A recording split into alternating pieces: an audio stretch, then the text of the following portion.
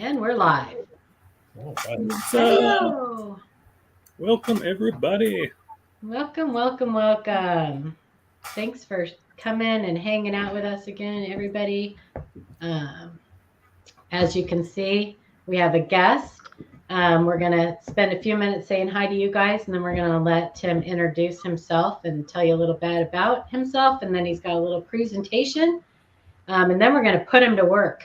Yep. So, why can't we just be nice to our guests? I know. Well, I like this. I like our guests. So. Well, this is a great panel. You know, I mean, really, you guys have got a lot of experience behind all of you guys. We have a lot of fun.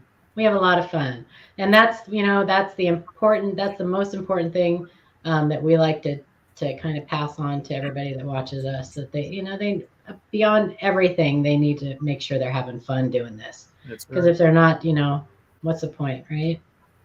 So how do you guys keep track of how many viewers you currently have on this? It shows on the YouTube. I never keep track. We have a lot of the same people every week, and we usually have a bunch of new people too. So I just don't. It shows on the YouTube count. So we have almost 6,000 subscribers, but yeah, we have pretty amazing folks that come and watch us week after week. So Stray Man, thanks for the $5. Thank you, Stray Man. Thank you, Stray Man. And these super chats and stuff that we get, anything like that goes into a pot. It pays for our website, it pays for our StreamYards, and it helps to pay, hopefully, to get us to different coin shows. And right now, we only go to one, Tulsa, every year. We've gone 2 years, and this next one will be our 3rd year. So, so Blaine, if you want to be on our panel, it's horrible hours, it's a lot of work, and the pay sucks. Yeah. Think about that. So come on board. You get to shoot down people's dreams. It sounds like my day. And get into arguments about how their coin's not damaged. But we also get to teach some amazing people and make amazing collectors. This is the future of the hobby. And sometimes we get amazing coins in the email. And we've had several people who've had new discoveries. We've had a few people who've had their coins written up in Coin World and Coin Week. And so, yeah. Yeah, I know. I every once in a while I've watched past episodes, and you guys, I've always been impressed by the amount and the quality of the information that you guys give out, which there's not a lot of places, there's not a lot of I guess YouTube channels or otherwise that do that, and so it's nice to be able to see a lot of that.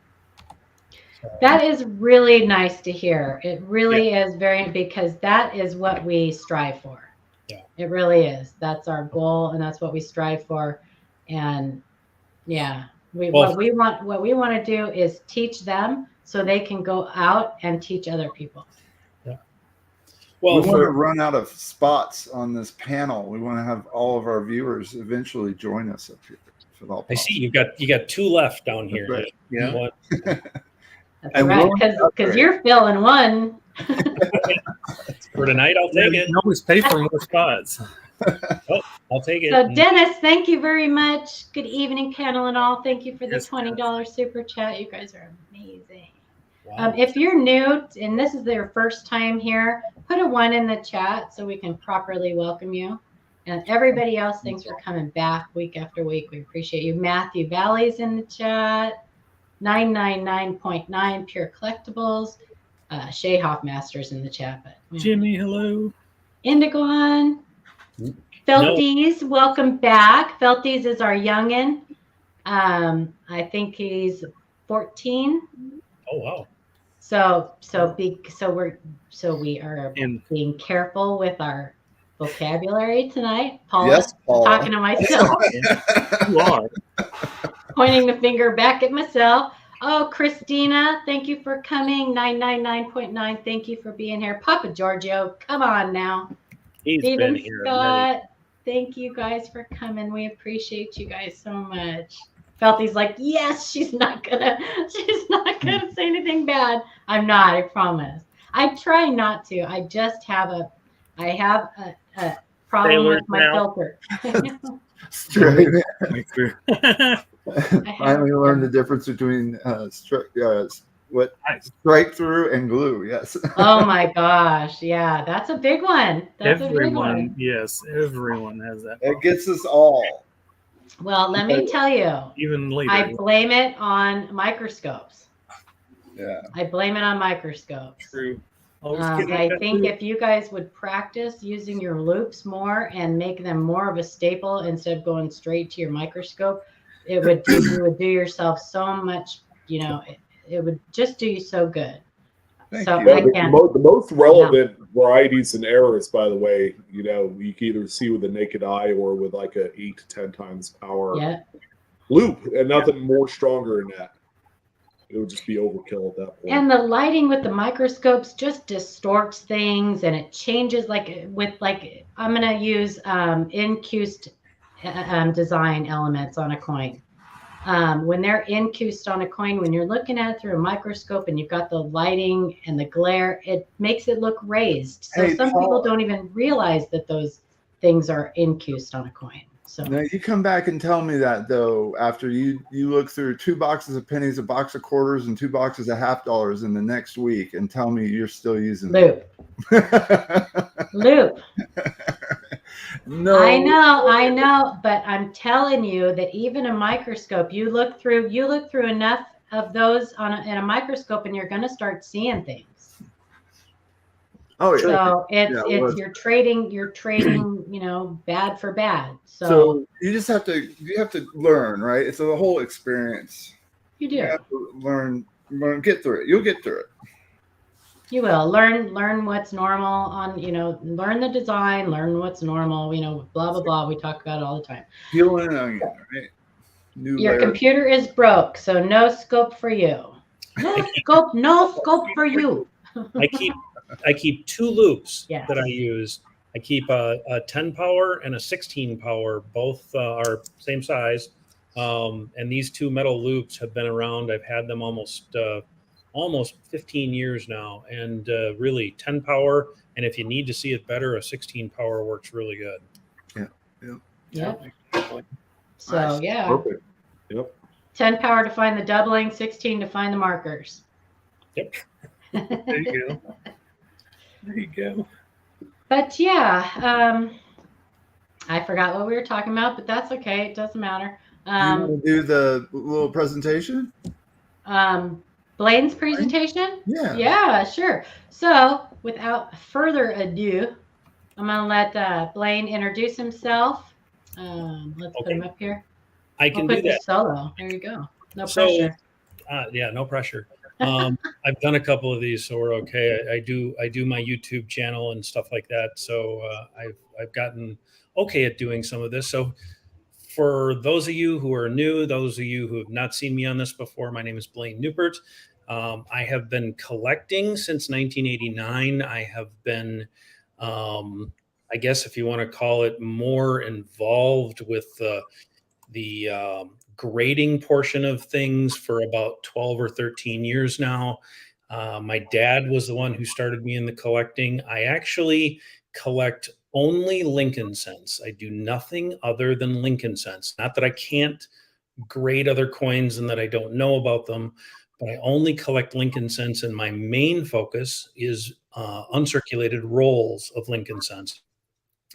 I started collecting uncirculated rolls of Lincoln cents in 1993 when I went to a coin show here in southern Wisconsin and purchased 1 roll of 1956D. I still have that 1 roll, that very first roll that I ever purchased, never got rid of it.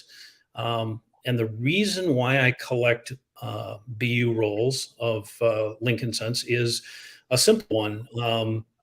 Everybody else was collecting 1 single individual coin for all of the dates and all of the mint marks.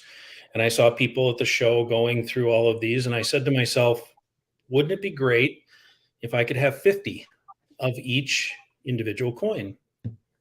And so what I wound up doing was starting to collect backwards from about 1956. And I said, I want to see how far back I can go. And so I started collecting back, and the goal was to get one of each date and each mint mark for business strike all the way back to 1950. And I got to that relatively quickly because those were easy to be had back in the early 1990s. And from there, I set a new goal, and that new goal was 1940. And that was because that was the year my father, who gave me the coin collection to start with, he was born in 1940. So I said, let's go all the way back to 1940. And that got to be a challenge. That took me a while. I finally completed that little stint, probably, I don't know, somewhere around 2008, 2009, something like that. So I said, let's challenge myself and go back as far as we can. And we went back, and now I have a complete uncirculated roll set, a really nice uncirculated roll set of Lincoln cents that goes all the way back to 1934, along with a sprinkling of rolls much earlier than that, including 7 uncirculated rolls of 1909 VDBs that all came to me as one collection from a gentleman in Illinois whose grandfather, the person I purchased them from, is about 79 years old, something like that. And his grandfather actually purchased those coins from the bank in Philadelphia, where in his town where he was at, in August of 1909. So it's called the Bloom Hoard. It's part of a book that was just written by Sean Tu about the rabbit hole of the 1909 Lincoln cent. So it is in there as well as other places. And it's a fun little journey that I've had. Over the course of time, I have learned an incredible amount about rolls of coins. And that's kind of what I'm here to talk about tonight. Paula and the rest of the panel have been nice enough to give me a little bit of a platform here to help educate everybody here about uncirculated rolls. I see all the comments filtering up on the side of the screen, and I will read some of those when I get a chance, but I'm trying to concentrate so that I don't lose my train of thought. I want to educate people as best I can about rolls, and that means both tubed rolls and wrapped rolls. Wrapped rolls are my specialty in terms of knowing about them. However, I prefer to collect tubed rolls. There's a reason for that. The biggest reason for collecting tubed rolls for me is because my goal is always to upgrade the existing roll that I have in my collection. Only way I can do that is to see what I'm actually purchasing. So tubed rolls for me are about 90 to 95% of what I purchase. And I have been able to acquire some incredible rolls through tubed rolls. Everybody is afraid of tubed rolls because they all feel that they've been picked over. I'm here to tell you that is incorrect. The best reason that is incorrect is because you just simply haven't found the right source for them. When it comes to wrapped rolls, I learned early on the biggest problem with wrapped rolls is the ability to get taken by scammers, people who rewrap rolls, people who stamp old rolls or paper, people who use old paper like this and make it look old. And so I essentially kind of wrote a relatively long article about everything people should need to know about before they buy wrapped rolls on eBay.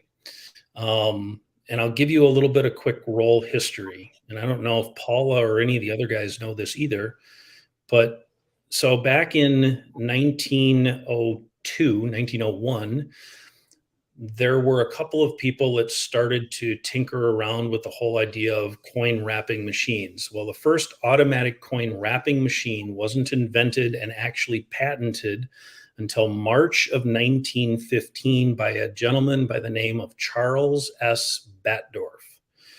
He was the grandfather of the person who actually, or basically he was grandfather to the automatic coin wrapping machine and what we know today, meaning it wrapped the coins, put them in a paper wrapper, and crimped the ends of the wrapper.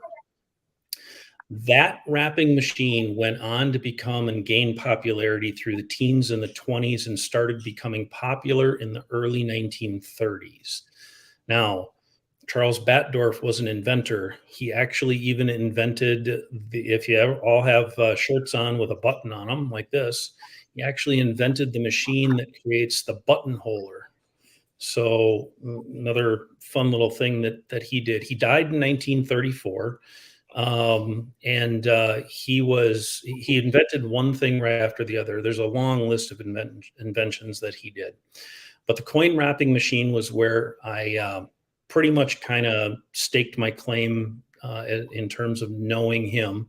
And his rolls are identifiable that are different than any other coin wrapping machine roll. Most people are familiar with a coin wrapping machine that has a diagonal cut like this so that it's diagonal when you wrap it into a roll and you wind up with a little diagonal cut. His rolls, on the other hand, and I don't have one handy actually, and I wish I did, but his rolls are actually identifiable because they have a V cut to the wrapper itself. And they are wrapped tighter, more firm, and don't allow the coins inside the wrapper to actually move around. So those particular wrapped rolls are the ones that will produce some of the best quality coins if you are going to find them. Problem is, only 10% or less of the coin wrapping machines that were ever made were Batdorf wrapped machines. So the only banks that could afford these machines because they were the Rolls Royce of coin wrapping machines were the very large banks and the trust banks. So if you're looking for Batdorf wrapped rolls, those are the banks that you will want to focus on. That particular avenue of what's interesting about coin wrapping is going to lead me into some of the pictures that I'm going to have these guys put up. And here's one of them, and I appreciate that. Thank you very much, Amanda. So what you see in front of you, these were 2 rolls of coins. I want to make sure that I point this out. I purchased this particular set of rolls of coins from an eBay seller about 3 years ago. I did a YouTube video on them, so you can actually find these on my YouTube channel about opening them. So this is a 1939D and a 1939P. Now, what's so interesting about this is they're both First National Banks of Denver, First National Bank of Philadelphia. I don't know if anybody knows this or not, but both of the First National Banks of those 2 cities were not owned by the same company. They were not owned by the same person. Yet in this picture, they have the same wrapper. And that is the biggest red flag you will ever see in your entire life. The other difference between this is these 2 particular banks are separated by almost 2,000 miles of space in 1939. I can guarantee you that the same coin wrapping company didn't produce the same wrapper for 2 banks owned by 2 different companies on 2,000 miles of different turf between them. So the video goes on to open these 2 particular rolls and basically prove kind of what I was saying. Now, remember, just because these wrappers that I'm pointing to here and that are on the screen are fake wrapped rolls, so to speak, it does not mean the coins inside them are fake. It just simply means that they are not original wrapped rolls. So you may still find varieties in them. You may still find an occasional nice coin in them, but they are not original bank wrapped rolls. So there are tons of this particular seller. Actually, I just looked earlier tonight, is no longer up on eBay. I don't know why he's down. He does occasionally come and go from eBay, and I do still see some of these red looped rolls on his page from time to time, but I actually approached him at one point via Messenger on eBay and kind of called him out for the fact that these rolls were not real. He challenged me on it, and so I gave him my proof. He promptly blocked me. We'll put it that way. That pretty much answered my question right there. If you can go to the next slide for me, that'd be cool so that I can show that one. All right. So this is another particular seller on eBay that I get a real big kick out of. And this is one of the biggest red flags anybody can have when it comes to a wrapped roll of coins. This is a 1938p roll of coins. It just recently sold back in September of this year, $456. So if you look at that end coin on that wrapper, and you go to the next slide, you'll see the other end of that. Both of the coins on that roll of coins are pristine. They're perfect. And I don't care how well you keep a roll of coins, but there's no way you can keep a roll of coins that's 80 years old and still have the end coins that clean, that pristine, and that perfect. Not a scratch, not a dent, not a ding, not even a smudge mark on them. They were not stored in a vacuum. There's not a lot of people from 1938 that had vacuum storage devices, but it's a good thought from that standpoint. What's more interesting about this, and most people aren't going to pick up on this is where my knowledge comes in. If you look real close at the crimped end of this particular end of the wrapper, you're going to notice something. This particular end of the wrapper is actually a pre-crimped end roll. And what that means, if I can find my roll here, what that means, if you, and I'll show this to you in a second, but you can buy pre-crimped end rolls up to today. You can go to Hobby Lobby, you can go to office supply stores, and you can get pre-crimped end rolls. The reason why I know that this is a pre-crimped end roll is that it's not twisted, it's actually pushed in, and you can actually see the shine on around the rim of the roll, which is actually a glue that holds it together. So coin wrappers back from the 1930s would have been twist crimped. They wouldn't have been pushed in like this. So that's one particular guy. If you want to go to the next slide, there you go. This was the one, and this is another seller on eBay and I highlight this particular seller only because of the fact that what you're seeing in front of you are 3 different rolls of coins that are all priced exactly the same, $289.58, $289.58. And look at the one on the bottom, it's actually sold, right? Wonderful. But do you notice one thing about it? All 3 rolls on this are the exact same picture used. And if you need proof on that, take a look at the crimping right around the date, and you'll notice that the crimping right around the date is exactly the same in all 3 pictures, but yet he's selling them. So, and if you go to his description, he says, you'll get the roll in the picture. No, you won't. You won't get the roll in the picture. So I also try and make sure that people understand that these coins on the end of this particular roll for steel cents for the 1943S, these are not original BU coins. These are reprocessed. As a matter of fact, the coins on the end of this have actually been buffed. And the reason why you can tell that is because of the look of the color of the coin. There are all sorts of different things to look for when you're looking, especially for steel cents. Steel cents are almost every Lincoln cent collector's nemesis when it comes to coins. And that right there should tell you with that. I got a couple more slides and then I'll finish up what I need to talk about. All right, so here's a great one. This is also one of the sellers on eBay. You can actually see their name. They have 99.5% feedback rating. The other guy has 100%. Let me touch on that really quickly. So feedback ratings are very much like reviews for businesses on Google. All right. The more money that a particular seller on eBay sells and pays in fees, the more behind that seller eBay is going to get, which means they don't really want them to have bad reviews. So what unfortunately winds up happening is those bad reviews can be taken down. Now, if you've ever purchased something on eBay and you've gone to attempt to return it on eBay, you'll notice the one thing that has been taken away from you is the ability to leave a bad review or a negative review of any sort whatsoever.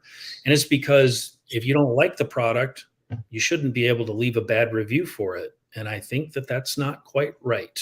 I think if you have a bad product and you have a bad experience, you should be able to leave the review, and you should be able to leave it that way.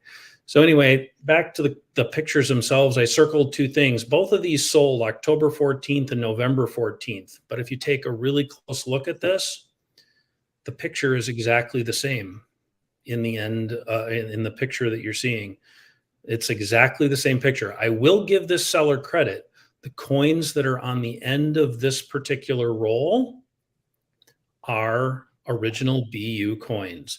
You can tell that based on a variety of things, but usually it's the cartwheel that you can wind up seeing. So hopefully, I think is there one more slide, or am I out of slides? I might be out of, oh, one more slide. Yep, there we go. Same thing, sold. All three of these were sold at different times throughout the thing, but all three pictures are exactly the same. See the little yellow circle there on the one in the middle? You find that same little crimp on the other two pictures. And so, two different sellers across the three. Correct. But it's not that it's two different sellers. Believe it or not, he's the same guy with two different accounts. It's so crazy. I have personally purchased coins from both of those sellers. Yep. I'll attest to that. Why? Now, I'm not saying that I didn't find some good coins in those rolls, but they're not always as advertised for sure. In fact, they're like, oh, you'll get the same roll that's pictured, right?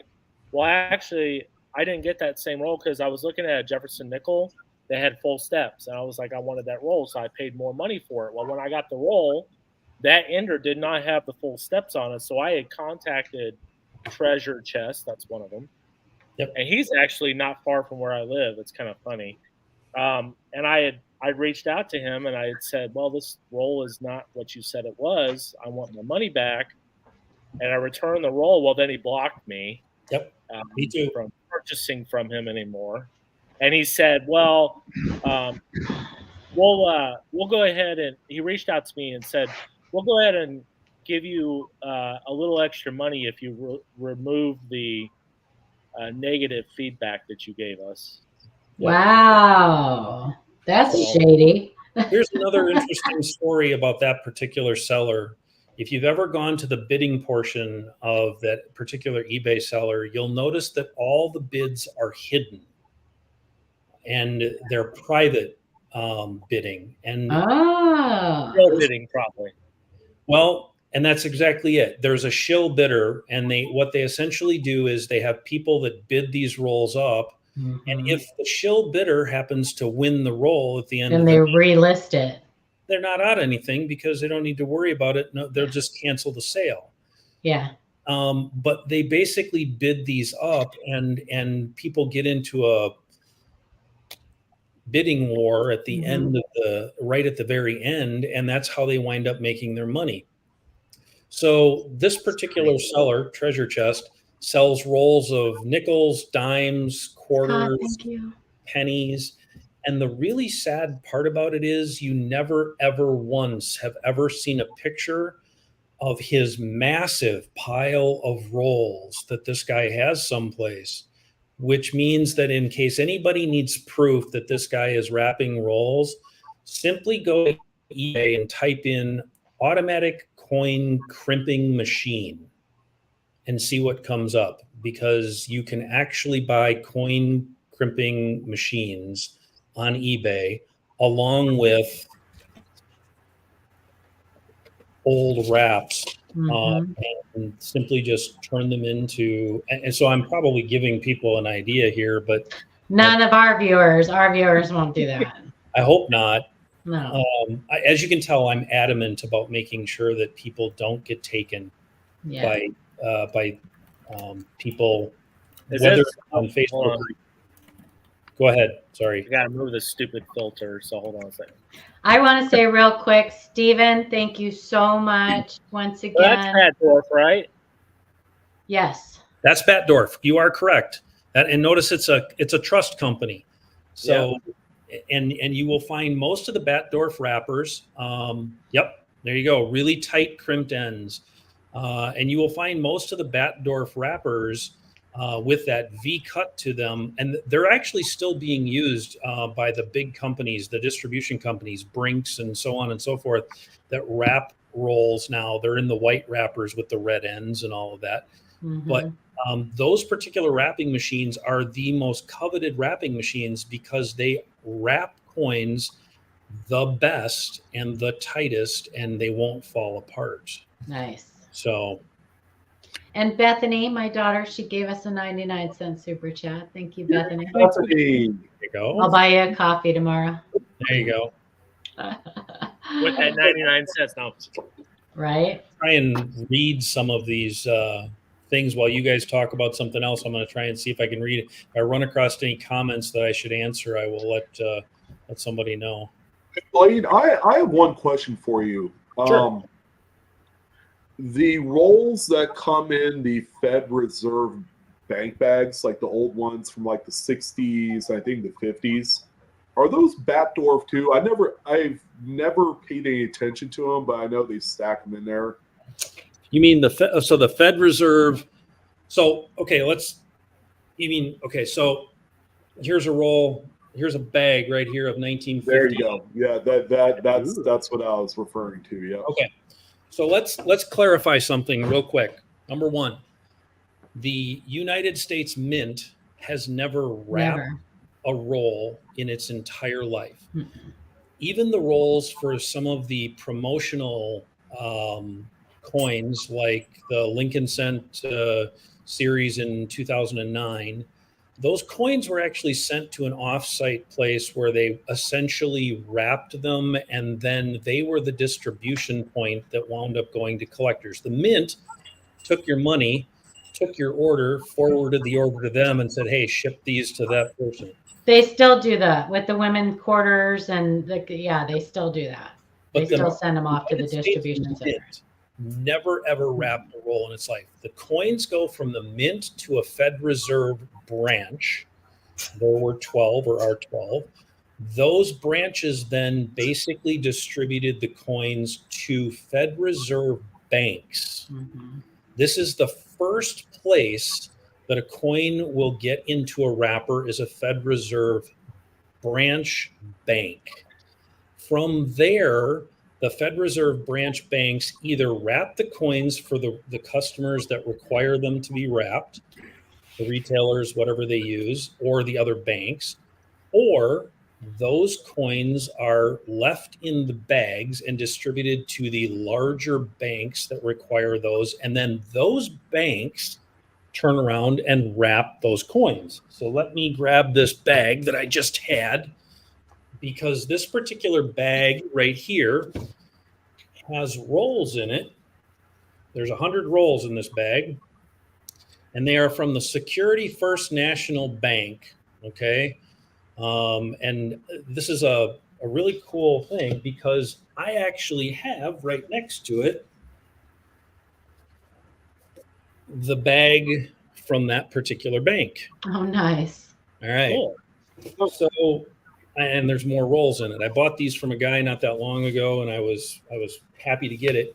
He not only sent me the bank bag, but he sent me the Mint bag. So the Mint bag is either used sometimes, but what's supposed to happen is mint bag is emptied, coins are wrapped or put into the bank's bag, and then the mint bags are supposed to be returned to the mint. On rare occasions, because the bank runs out of bags, of their own bags, the bank will open the bag. They will check the coins, either wrap the coins in, and to your question, Sean, that particular bank will wrap the coins usually in their wrappers, and then they will seal it with a lead seal with a little tag on the end of it with that bank's information. So let's clarify so that everybody understands. The minute the mint bag is unsealed, it is no longer an original mint bag. It now becomes open property. A lead seal on a bag that doesn't have the stitching on it from the mint is not a sealed mint bag. Right. Hopefully, does that answer your question, Sean? Yeah, it does. Is this an example, Commerce Trust? And that would be one that Commerce Bank did, right? Yeah, so that's Commerce Trust. And so not all trusts were able to afford the Batdorf wrapping machines. And if you look close, that particular wrapper probably also has the name of the printing company on it. Does it say Automatic Wrapping Company? It sure doesn't. It doesn't say a name at all. Oh, okay, so that's usually the Automatic Coin Wrapping Company is the company that Charles Batdorf started and then wound up selling the company at some particular point. I don't know exactly when, but he started the Automatic Coin Wrapping Machine Company back in the early 1900s. So I know a little bit about the history because I had to follow the history of the companies that he was a part of in order to follow the history of the coin wrapping machine itself. All right. Anybody else have questions? Let me see if I can find any. Yeah, we had some questions. Did you? Yes, so over, if you look over, on the starred if you see where it says comments, yeah. So it'll show our super chats and then it'll show questions. I think the first one that shows up is Eric Murray. Oh no, the first one that shows up is Coin Curious, I think. Yeah. How do you find uncirculated rolls and be sure it is unsearched? Depends. Are you talking about wrapped rolls or are you talking about tubed rolls? So here's my thing. You just had this long conversation on Facebook about it. I have found most of my rolls of coins, my sources, on eBay to start with.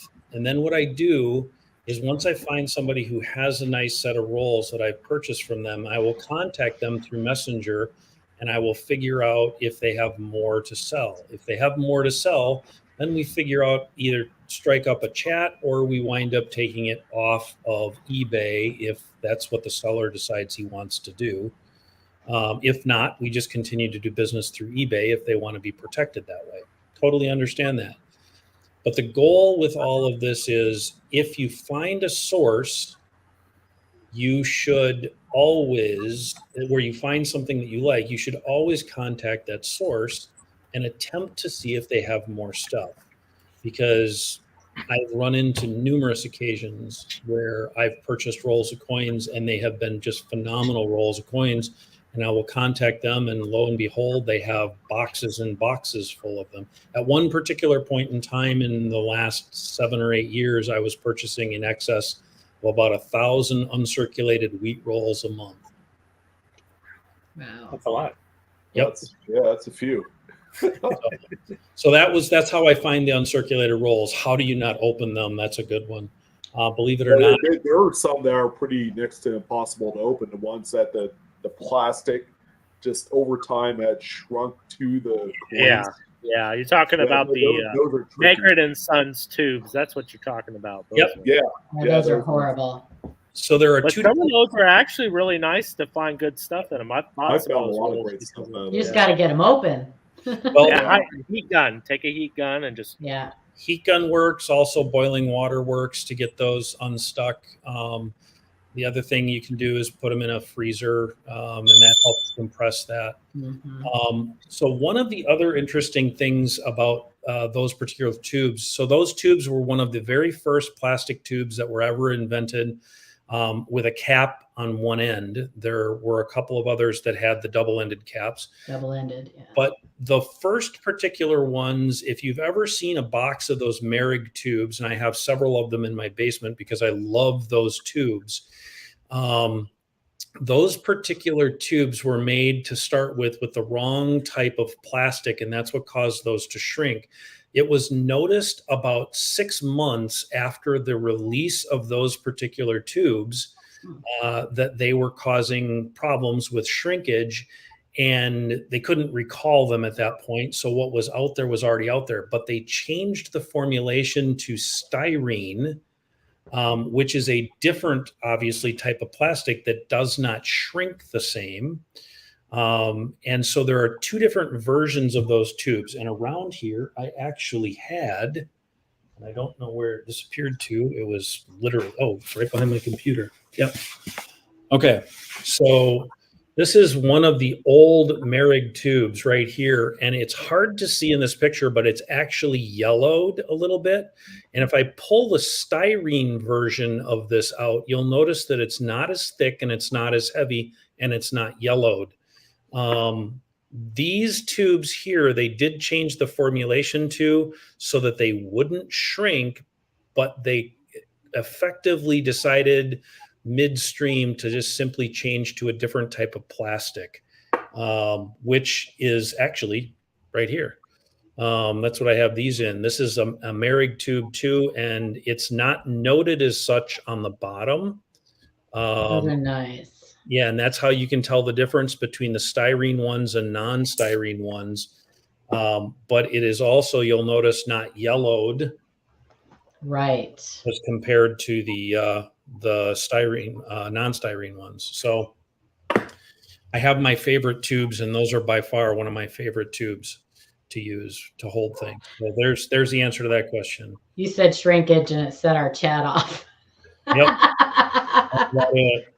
Like a man, but we're being good today. Michigan, We got to be good. We got Felties in there. We got Felties in the chat. We got to be good. Yeah, let's see. Does the wrapping machine leave the ring of death on the Ender coin?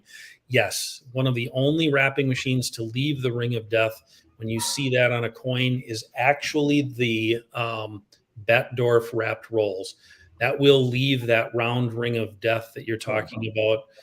And it is and that was one of the selling points of the other wrapping machines, by the way, as they started to evolve, was the fact that they didn't leave damaged coins on the end. I ran across an ad for one of the machines at one point in time that talked about the fact that our wrapping machine doesn't damage your coins that your bank is giving out.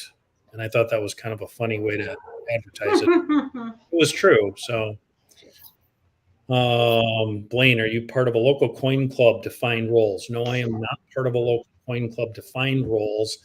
I tried, it's going to sound really bad, but I prefer not as many people know all of my secrets as humanly possible, because I do still collect rolls. So I will only give out so much of my secrets. And that's okay. Yep. And that's what you're hearing here today. And that's it. You're only getting some of it. You're not getting all of it. So right. Questions ultimately will wind up being, how do you find the right eBay sellers? And there is a way to actually vet the right eBay seller, believe it or not. Adam, I've actually talked to Adam about this. And he's giggling and laughing because he knows what I'm talking about. Yeah.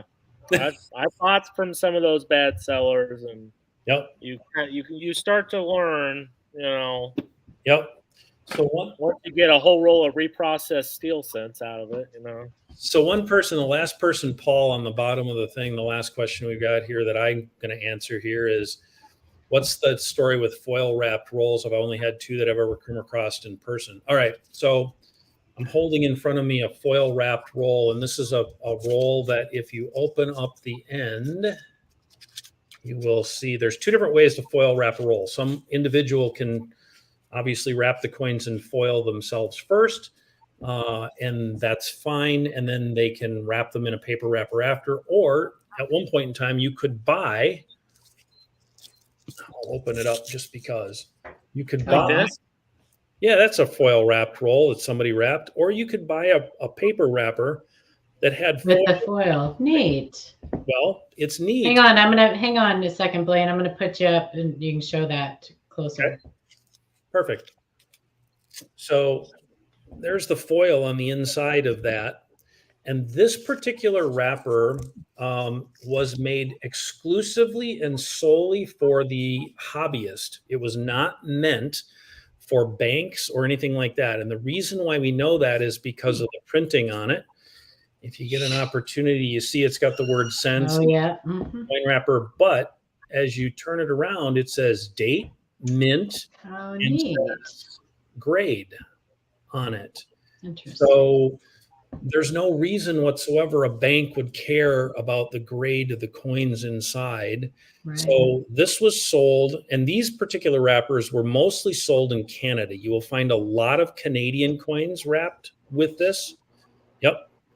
Hang on, Adam, show that again. Yeah, show that again, Adam. There you go. So that collectors, when these first came out back in the 19... Oops. That's okay. When these first came out... What did I do? I don't know what I did. Sorry. Uh-oh, now we've only got 6 of us up here. Oh, crap. What did I do? Oh, that's what I did. I removed Adam. There you go. When these particular wrappers first came out back in the 60s and 70s, everybody got excited because they came out. And the reason why they came out was because in the 60s, early 60s, collectors started wrapping their coins in foil, thinking it was going to be a fantastic way to preserve their coins. And it's horrible for them, isn't it? It's only horrible for copper coins. For silver, it's not so bad. But if you do your homework, you'll find out that aluminum foil or tin foil reacts with copper and causes the tin foil to actually disintegrate, which then leaves. Really? Yes, it does. It is, and it got even worse. Then how come it doesn't cause the tin and the alloy to disintegrate? Don't ask me. Oh, you know why? Because in 1962 they removed the tin. Correct. They turned them into brass. You are correct. So here's a trivia question for you, Paula. Can you tell me another point in time where the Lincoln cent was not a bronze coin and was actually a brass coin in the 44? In the Lincoln cent series? No, 44. They were actually considered. They resumed the bronze composition, so to speak, but. Wasn't it when they used the casings? Yep, that was when they used casings, and that's an alloy mix, but that doesn't contain. It's still considered a bronze mix and not an actual brass mix because the casings did contain tin. When they used a different, or when, like in 2009, when they went back to the 1909. Yep. So actually, here's the answer, because most people don't know this, but on January 20th, 1942. I knew it. It was 42. I knew it. Now, I was close. You were close. About a month after the bombings of Pearl Harbor, the United States government mint, and I found record of this in the actual archives, quietly removed the tin from Lincoln cents. So in 1942, for roughly about 2.5 months, while the mint was using up the rest of its supplies that it had on hand, there are 1942 cents from Philadelphia, Denver, and San Francisco that are made of bronze, and the majority of them in 1942 were made out of brass. So they have an interesting color to them. The nice BU 42, man, and they're sort of hotness in themselves. But so the difference between the two is the copper ones, or what we call the bronze ones, will actually have a nice reddish tint to them, and the brass ones from 1942 will have a caramel color to them. Yeah. Mm-hmm. Yep. That's how you tell the difference between two. So if you can actually find an original roll of the bronze 1942, one of the mints, you are holding on to a relatively rare roll of them. Nice.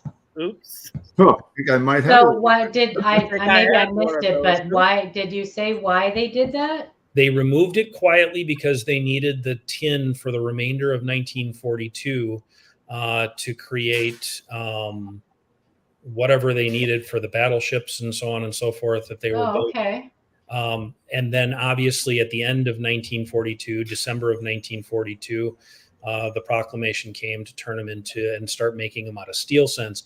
But from January 20th, when they made that thing to, well, actually it was, from what I understand, the San Francisco Mint in 1942 didn't actually start producing coins until mid-February. And by the end of February, beginning of March, they were actually out of their existing planchets and their strips. So therefore, very few 1942S San Francisco Mint coins are made out of bronze. It's the rarest of all of the bronze 1942s. Very interesting. Yep. You heard it here first, folks. There is a question from Blues. He wanted to know what are the views on hand wrap rolls from the 60s and old type writer paper. Oh, well, I'm not sure if that's typewriter paper or typewriter paper, 2 words. I'm familiar with them a little bit, but what I'm used to seeing from the 60s is more along the lines of like a white or an off-white paper that was used. So what turns a copper coin colors more than anything else has nothing to do with the actual paper and everything to do with the chemical makeup of the paper and what is in the paper for sulfur. Yeah. Sulfur is what actually causes the toning. So some typewriter papers, some white papers that were used had significantly less sulfur in them. And the way you tell the difference is actually by feel more than anything else. The smoother the paper back in the 1950s and 60s, the less sulfur it had in it. So if you are looking at wrappers and you look at the red wrappers, you'll notice the difference in texture between the two.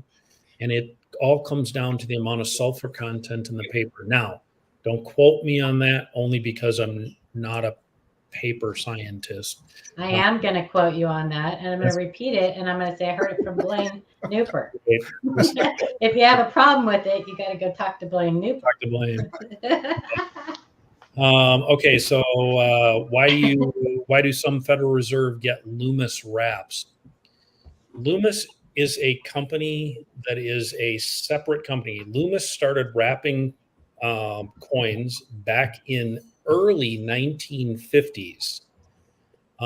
They first came on the scene in the early 1950s, and they were an intermediary of such that basically handled the coinage and paper money back then. And they were an armored car company, obviously, and they wanted to handle all of that. So they actually started handling the larger volumes. Now, where this all changed was actually about 1961 or 62 when the massive amounts of coinage started happening. And so Loomis was contacted and basically said, hey, we can handle this. And they set up all of these different wrapping stations around the country. And instead of the coins going from the Fed Reserve banks to the individual banks, they went from the Fed Reserve banks to Loomis, and Loomis at that point started wrapping, there's one of my birds, started wrapping the coins with the individual bank names on them. At some particular point in time, Loomis said, look, this is getting too hard. We're putting the wrong wrapping on the wrong banks and sending it to the wrong banks and embarrassing ourselves. So they simply took the names off all of the wrappers and started stamping them with Loomis Armored. The earliest Loomis Armored wrapping roll that I have run across, and I have it down below. I saved just so everybody knows what I do with all of my coin rolls that I open. I actually save all of these and I note on them what they are and where they came from and what they had in them, so that I refer to these as to what dates were in them, so that I know what I was dealing with. So I have wrappers in here that go all the way back, and I even have these little packs like this. People have seen these, and these were actually not banks that did this. This was individuals that did this. But I save all of those because I refer to them when I see people selling something on Facebook. And then what happens is they say, well, but it says it was an original wrapper. And I go, no, it wasn't. And I pull out the roll and I use it for proof to say, look, I've got it right here. And I can tell you this is what it is or what it isn't. And most of the time, what trips most people up is they don't realize that certain wrappers started at a particular point in time. Right. And then went forward from there. So if you find a particular date of, let's say, 1949s, for example, and it happens to be in a wrapper that didn't actually get used until 1955, you have a roll that wasn't a real wrap roll, because they didn't. Have you seen Christopher Rhodes' blog on that? Yes, yeah. Christopher Rhodes does a phenomenal job. He's part of us. Yes. Does a phenomenal job with that. And if anybody knows wrappers, it's Christopher Rhodes. He's amazing. And he and I are friends on Facebook, and he has given me his blessings and props, and coming from him, that was amazing. That's awesome. I've seen what he does with that, so it's absolutely fantastic. Yeah, he's a great guy. I don't want to take up any of the rest of the time. There's other people. No, I had a question, but I completely forgot what I was going to ask. So it's probably a good thing, because it was probably not. Matthew asked, what would you call original rolls of the same date that were wrapped by, for example, Loomis, etc.? The term OBW, original bank wrapped, is used to describe them. What would it be considered now?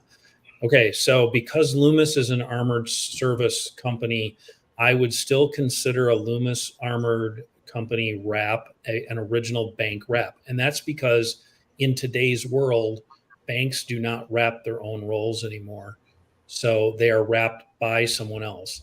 If a wrapper doesn't have a bank name on it post 1980-ish, if you want to call it such, I would still consider it original bank wrapped, as long as it's machine wrapped and not individual wrapped. And that's the one last thing I'm going to point out. Remember, now do they all have to be the same date? Because that kind of gets a little tricky there. It does, and I've actually seen those, where, because Loomis also takes coin back in from banks and then dumps it into their hoppers and wraps coins that way. And so you have to be careful when it comes to that. And that didn't happen much before about 1980, but it does happen after 1980. So yeah, I see your point. And I see where you're going with that. And Matthew, that's a very good question. Yeah, it's kind of a little slippery slope, because when we talk about OBW rolls, we're talking about original, like all the same coins, and now we're like, where is the line? I've had the same question, because one of the really interesting finds I ran across was a 1936S bag of Lincoln cents from the original purchaser back in 1936. The coins were loose in the bag. Coins were taken out of the bag and they were wrapped by hand in 1936. All right. And so as a result of that, are those considered original rolls of 1936? Because I can trace. I would say yes. Because I can trace the history and I can trace it to that original bank bag, and I know the history behind those rolls, I would still consider those to be original rolls, not original bank wrapped, but original rolls of 1936S. Right. So I have a very defined definition between original roll, original bank wrapped roll, and personal BU rolls. BU rolls. Mm-hmm. So what are your thoughts on the Brinks shrink wrapped rolls? The When did Brinks, those start? the Brinks also another, it's a Loomis armored Brinks wrap. And I don't know because I only study a lot of the wheat rolls and back, or from about the mid 1960s and back. I will be the first person to tell you that one of my weakest links is knowing much about modern rolls of coins, and so I'm not going to get myself into a hole with that one, because I know where my strengths lie, and they do not lie with what I would call 1975 and up. So they're cool as heck. I think they're cool as heck. I like those shrink wrapped. Yeah, I think they're cool. And they did them with all the state quarters and everything. Fucking shrink wrap. I thought you said Brinks. My apologies. Yeah, but usually it's Brinks that does those. Yeah. So shrink wrap rolls of coins were originally designed by a company in the late 1960s. There was a company that designed them, and the problem with them was the company was actually a bank that tried to patent them.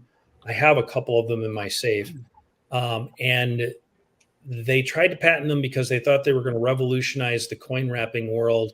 And what they actually did was wound up melting coins together with plastic.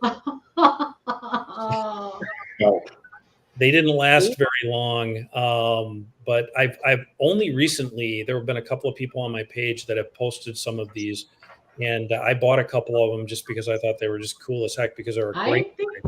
I do. I think they are just cool as heck. But yeah, the old ones especially, because you didn't see that many of them, and there was only one bank that actually technically ever used them or wanted to use them. Which is kind of interesting. I think the bank was actually out of Wisconsin, if I'm not mistaken.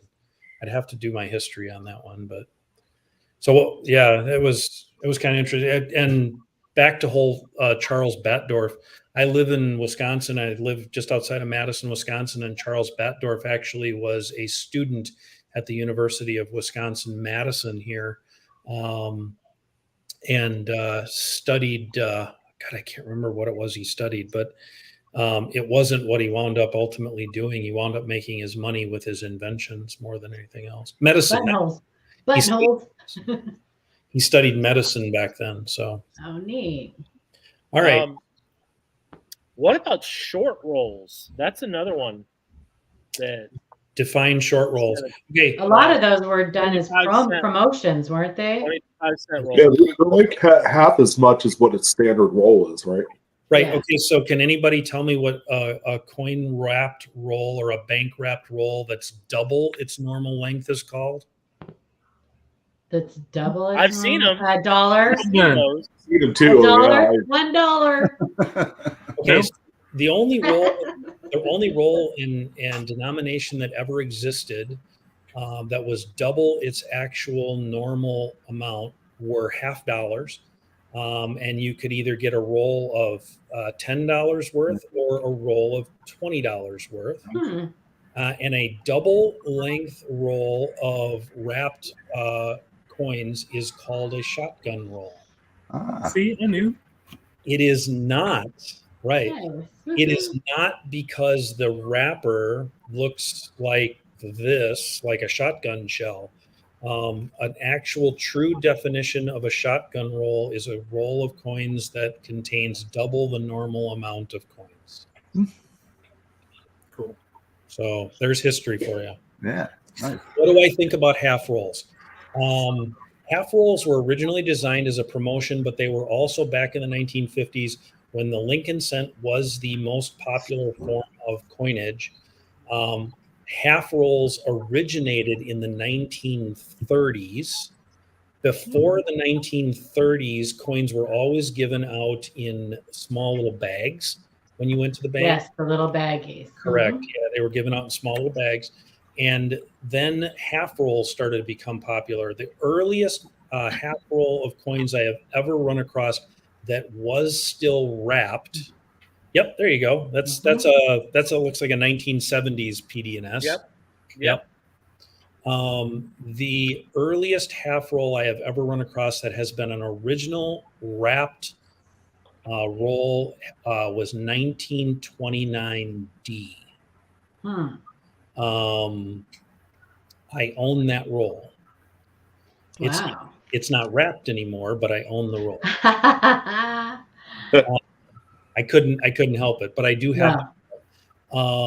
And so they were originally started to be used when the big coin population happened in 1944. And so as a result, half rolls became popular, and they were, as you went up into the 1950s, banks started to stop using them because they were a nuisance. It was very frequent that a half roll of coins was not actually 25 coins, but was more along the lines of 24 or 26. So they were constantly losing money. And as a result of that, they started to discontinue them, except for a few of their largest customers that demanded them. And so the latest half roll of coins I have found to date that is a bank wrapped roll is 1959. Beyond that, I have not seen any. I have seen the what do you want to call them, the casino rolls, which are made differently, and they were obviously given out to people in the casinos in Las Vegas. Up into the early 70s was the latest I've seen a casino roll. That's where I see a lot of them from, is in the Vegas area. The coolest one I ever ran across was the one from the Pink Flamingo, which the wrap was actually pink. Oh, neat. Those were kind of cool. I think they're tearing down that hotel, aren't they? Yeah, I think they are too. I think they're tearing it down this year. So, Blaine. Yep. Before we're done, so you guys in chat, don't leave at the end of the show. We are giving away an ANA membership, and then I'm gonna also give one of these away because Blaine's on the panel. And it's signed. So nice. We're gonna give one of these away, and this is the last one I have. I am getting some of Sean's improper alloy mix, the rabbit hole of the improper alloy mix, because Sean likes his rabbit holes. So we'll be giving one of those away at the end too. So can I just say one thing? I want to. Yeah, you can say two things. I really want to thank everybody on this panel, along with all of the people that follow along. I'm sure that I probably lost some people along the way. They maybe will come back and listen to more of this. I tend to do a lot of talking. No, everybody in chat's like, the feedback's incredible that we're getting. They really are enjoying it. We appreciate it. Yes, we appreciate it. We got people that want to learn, man. Well, and that was the goal of this, was making sure that I educate people about rolls, because it is one of the most challenging.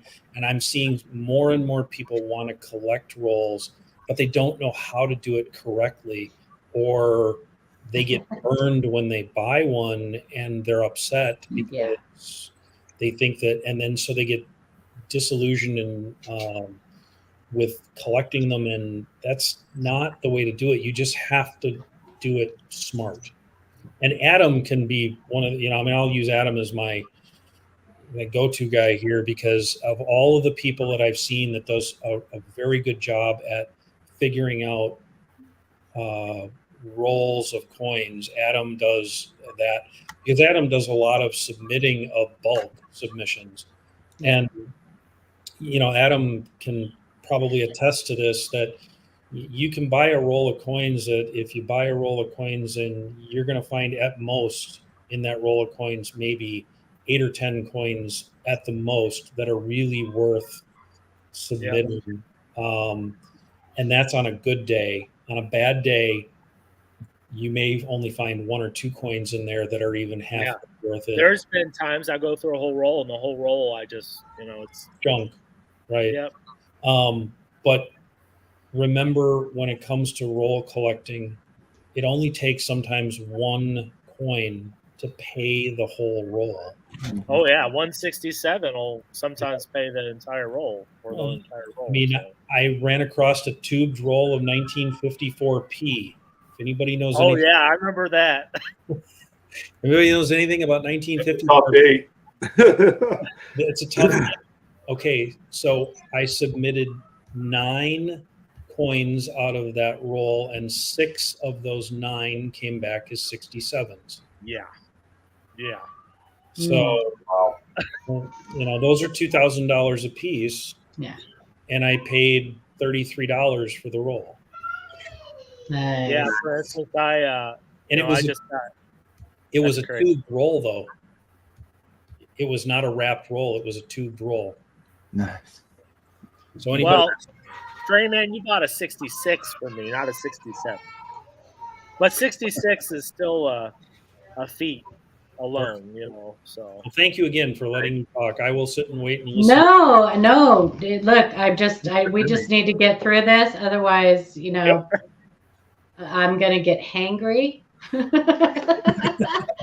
gonna have to start getting some Snickers. It's mine and Sean's dinner time. Leave. Can you do me a favor, Paula, and leave a link to my Facebook page and to my YouTube channel in the chat or something like that for people. Yeah, I think they've been throwing in your YouTube. Okay.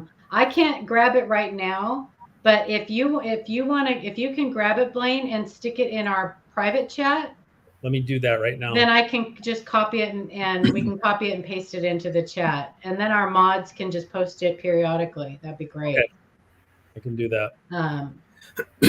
So we're just gonna. So what you'll see, you'll get real quick. You'll get in the hang of things. How we go about doing this. It's real simple. These are all submissions. We have a special email set up for our viewers, and they get to send us emails anytime they want with pictures and questions of their coins, and we pick some of them out and we talk about them every Monday. So this is what we're gonna do. And that email is linked pinned at the top of the page, top of the chat. Yep. So if you need that, go there. And everybody is saying that they really, really enjoyed everything you said, Blaine. So yeah, they're Absolutely. eating it all up. That's what I like to do. Yeah, it's perfect. Perfect. And OPW type rolls and that whole thing has been pretty well talked about. It's a hot topic. it is. It is. Oh yeah.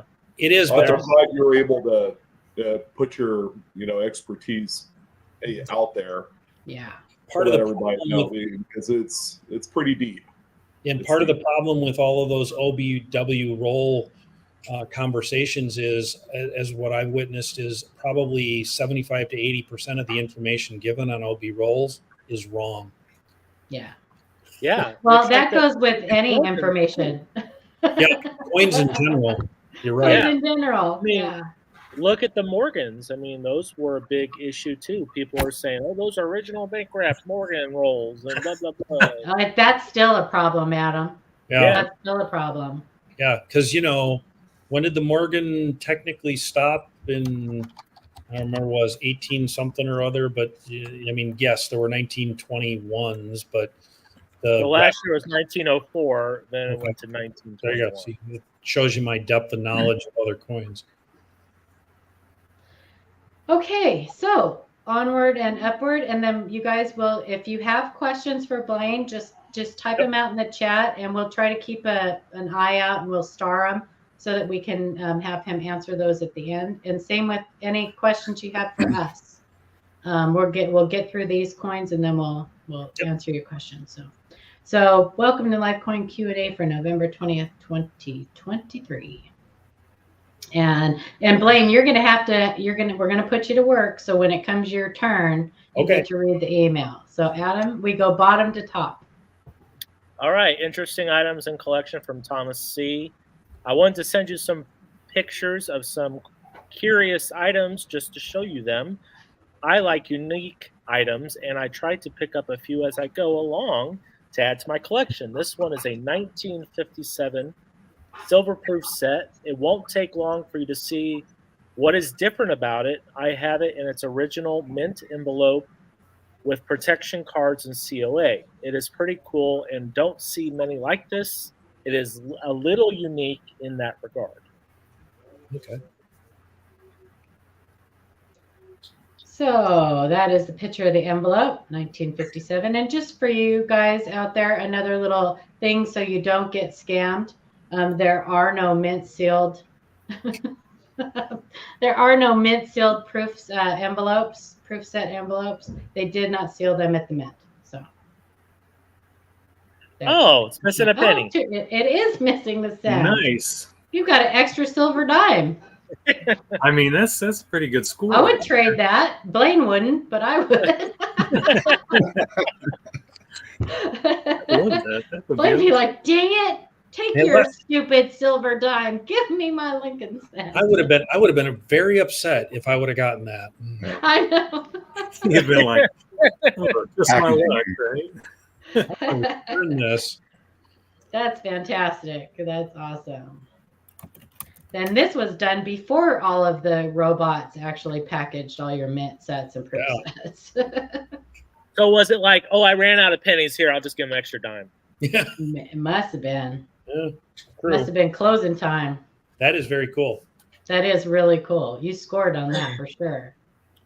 Now, what would have been really cool if it would have been a different date. Ooh. That would have been fantastic. But I would have had to question that. Cool. I would have had to question that. Congratulations. That's awesome. That is awesome. Cool. All right. Sean, your turn.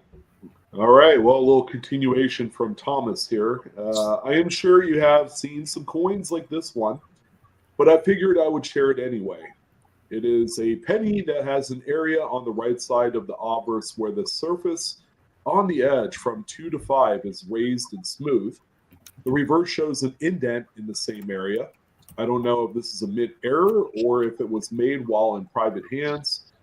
I purchased this a number of years ago privately. I don't know the year mint mark as those elements are gone. I think I know what this might be. It is. Holy Moses. Real monster card. Wow. God. Holy Moses. I didn't know it was going to be that nice. Shay, you must have answered this and put this in the email. Yeah. That is a big old die break.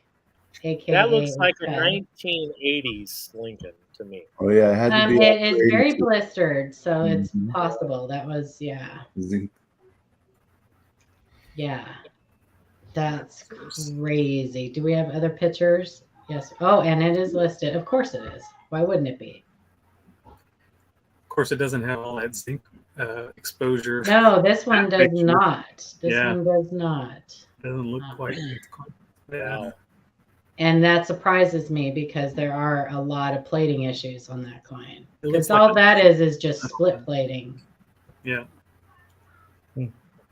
Nice.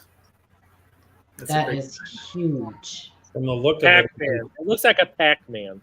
That's Get what ready she to eat Lincoln. From the look of it, I'd say based on the profile of Lincoln, I'd say you're probably about 1985. Yeah.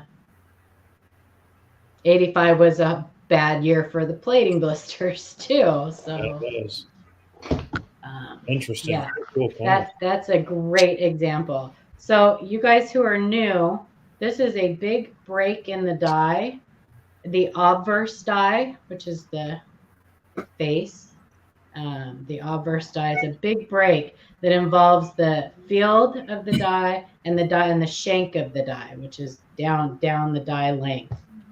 So the reason why there's all that weakness, that like missing stuff on the reverse, is because that die break needed all of that extra metal to fill that in. So it took all that metal, so it didn't strike up all the way on the reverse. And that's one way to tell if it's a real cut or not. But they don't always. If it's a small enough one, then you won't see weakness. But That's huge. that is huge. It kind of looks like a lip. Yeah. That's really cool. Yeah, a cud. A cud is just and it has no meaning for whatever reason. When they decided to call this a cud, it doesn't stand for anything. It's not an abbreviation for anything. It is just a big die break that includes the field and part of the rim. Or the rim and part of the field. Sorry, the rim and part of the field. So it always has to be at the rim and involve the rim and part of the field. Wow. Unless it's a rim cut. And then it's just on the rim. It's just a rim cut. I'm learning. So very cool. That's awesome. And it's cool that it listed. This is Cuds on Coins website, you guys. So that's where this listing is found. Cuds on Coins. And there's no cross-reference, so okay. All right, so it looks like I'm next up. You're up. Oh gosh, guess what? It's my kind of coins too. Mm-hmm. It says, this is from Cody E. Odd 1955S Wheatback. I have this 1955S Wheatback. I'm wondering if you have ever seen something like it before. Concentrating on Liberty. I'm somewhat new to the hobby, and my main dealio is pennies for now. So I'm currently learning and trying to remember all the errors and varieties as much as I can. Been at it for almost and still have lots to learn. So I don't know how long almost is, but let's take a look. 55S. All right. So what are we looking at here? Wonder like we're looking at a little bit of. Keep going. Go to Liberty. There we go. The buy break. Okay. BIE. Yep. So there's two versions. Nice one. Go ahead, Blaine. What? There's two versions of this, actually.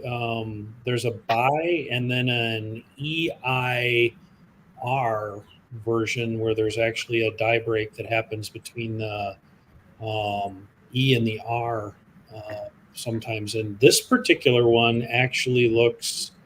I've seen these in original rolls, and I've seen them progressive in original rolls, where you actually get the bottom, the top that start to form the break at the top of the B and the bottom of the B between the B and the E, and then it fills in over the course of time. And so these are actually cataloged on Cuds on Coins. You can have one of these breaks or chips anywhere in Liberty. There's ILI, there's LII, there's III. Really? I've never. Okay. Yeah, Cuds on Coins has them cataloged, and Shay has a book by Gene Cohen. Nice. And I think this one might be the one lovingly referred to as a sausage.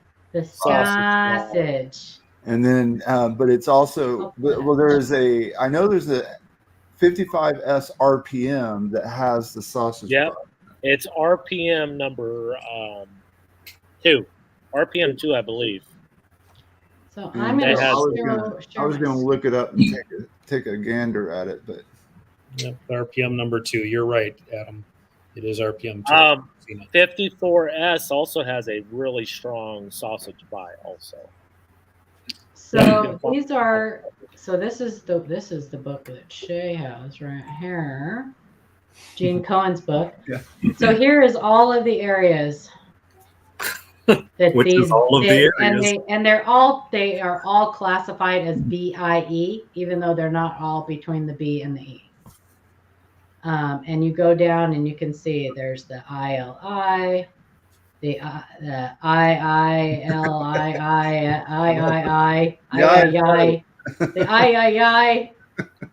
yeah, all the way down, and then there's multi. They actually have multi ones. I've never seen one of those. That'd be kind of cool. All the rolls I've gone through, and I've never seen something like that. Whoops, Well, wrong one. Was it? Yeah, so very cool. Yeah, that's very cool. Yeah. That's a nice big one, which is what she said. That's what she said. Stop it, Shannon. 1983 P. Kennedy $50 rim cud from Indigon Demon. Hey, panel. I believe I may have finally found my first rim cud. I originally thought it was a fold-over rim fin, but decided to check Cuds on Coins. It looks to be a very circulated match for CU, which is Cud, -50C, which would be the 50 cents, -1983P01 rim cud. If I'm incorrect, please let me know. KGG, let's go. Right on. What's up, KGG? Let's go. Yeah, you can see it right by the T right there. Yep, Yeah. the T and the Y. Yeah. So that's the little, what I just said about the rim cut. So is that a rim cut or is that a fin? Is that a... So it's sometimes it's hard to tell. This one, because he matched it to Cuds on Coins. It's a cut. Okay. I mean, it's hard to. So I see what you're saying, but see now. Yep. See how this is? It has both. Yes, it does. Yes. So it has both. So the cud and the finning, the fold over is they're not related. They're separate events. I recently just dove into the whole finning and stuff like that because of a lot of the cracks that I found on a lot of the class 3 double dies for 1909. They have a lot of rim cracks on them. So I had to do some quick study about finning and stuff and learn a little bit from Pete Apple, who walked me through some of the things. So that was the reason why I questioned it, was because I was like, well, that looks like finning to a certain extent. And it is.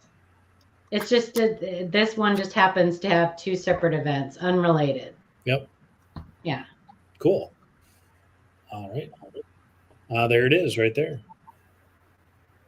Yep. Nice.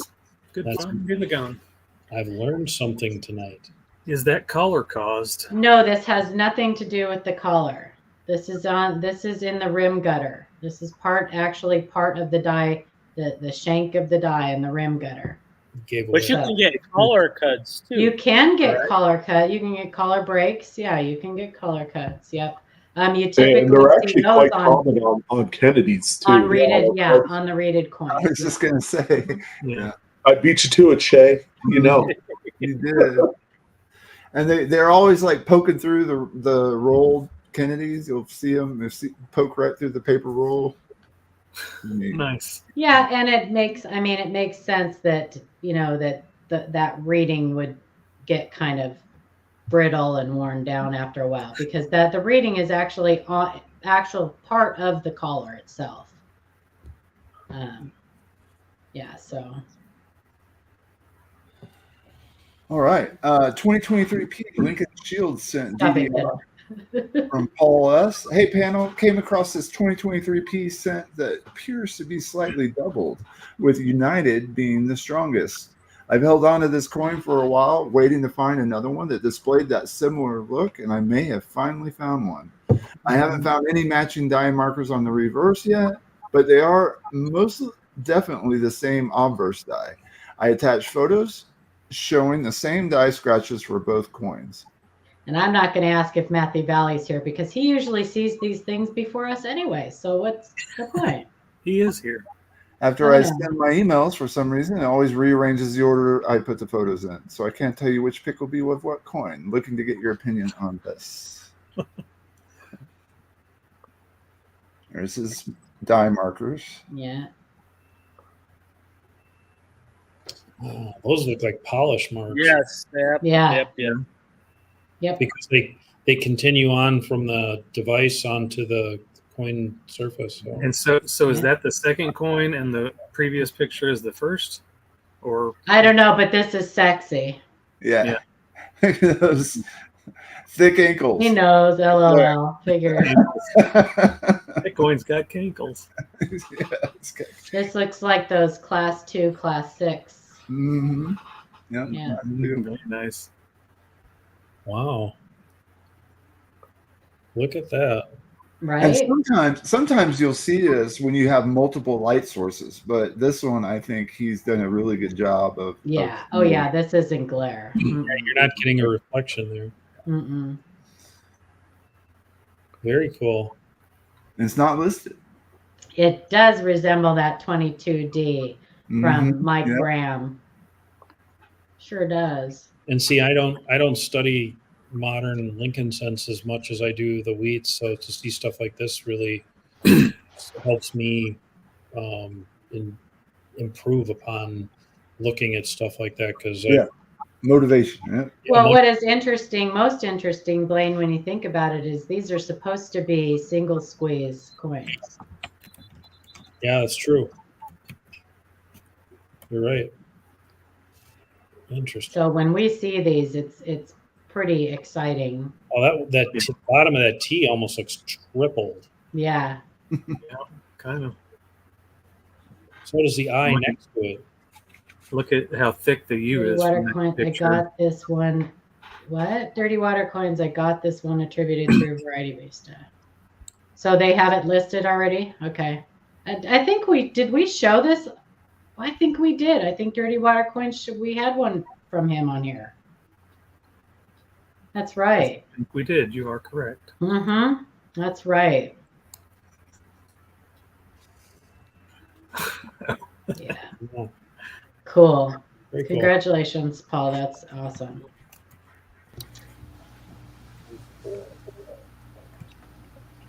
And now Amanda is going to show you how she speaks, Blaine.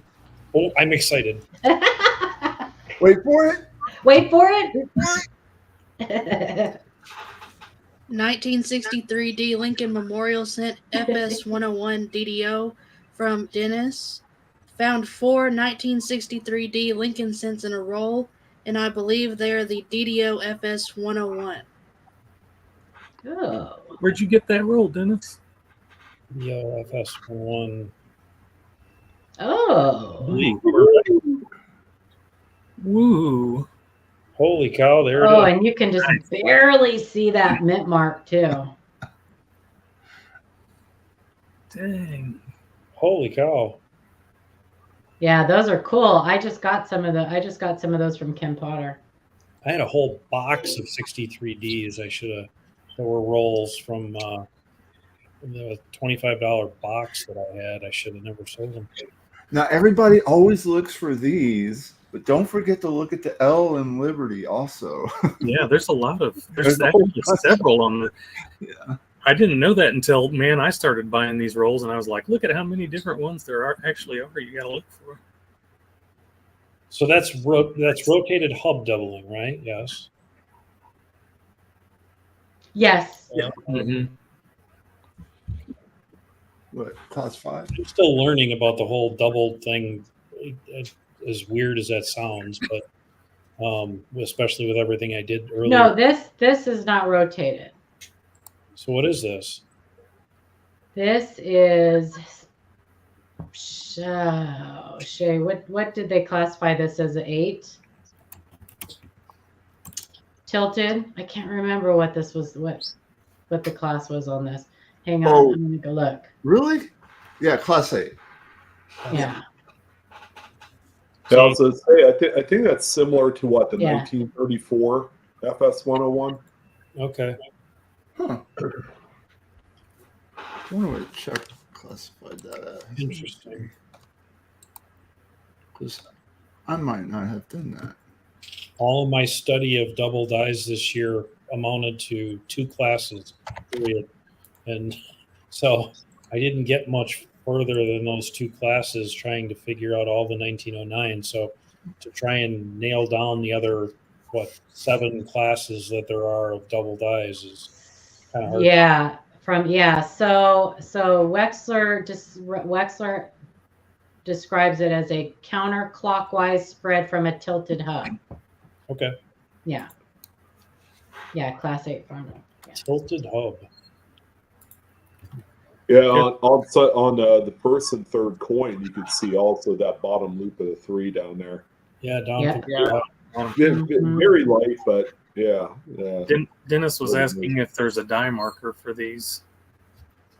I don't know that you. There are probably lots of die markers. If you go on, Wexler says, depending on what stage it is. Yeah, there's a lot of them. Die markers. There are a lot. There's several. So, Copper Coins has a lot of them listed as well. yeah. They all do a good job with listing. Oh, it's my turn. 1976D bicentennial. Oh, come on now. Another one. Is this real? Okay. Go, Paul. We have the luckiest viewers, Blaine. Yeah. I'm telling you. They're not Oh my lucky. gosh. They know what to look for. And this one's not from Diggin'. This is not from Diggin' Dave. So. No, this is Joey struck it.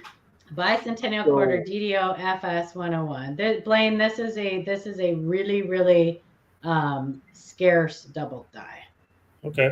So from Joey K. Hi guys. Well, coin roll hunting quarter boxes I hunted down the elusive variety. Never came across one. Me either.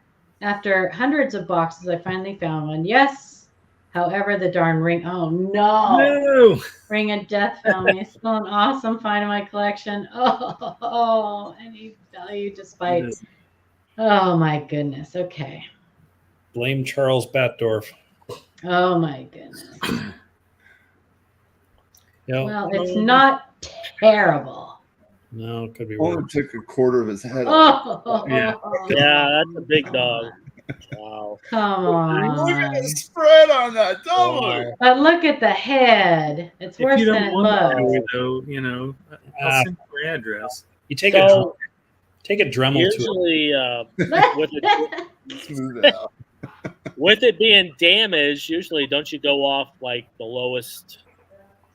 I usually go off like the lowest grade. This one probably I would grade it and then probably take 2.2 grades off of it. Yeah. Because it depends on how bad the damage is. This is pretty bad. That's big It's on its head. very I didn't see that. Yeah. It's very detracting on the coin, so it hurts it. But now, saying that, this is a scarce variety, and they don't come up for sale very often. So you get the right variety hunter and the right variety collector who needs this double die. Right. And they're willing to look. Oh, I think pretty much any variety collector is going to be willing to overlook that. Now, but if they had their choice between that and one without that damage. Wow. Hey. Sometimes affordability plays a big role. Right? True. Yeah. I don't know. Well, I'd give according to PCGS, it starts about $20. Yeah. And goes up to. Now I'm going to question that $20. Now that $20 has no examples. Yeah, I'm going to question the only that. example they have closest to it is an XF40. Right. So it could be anywhere from it. That's just a guesstimate on their,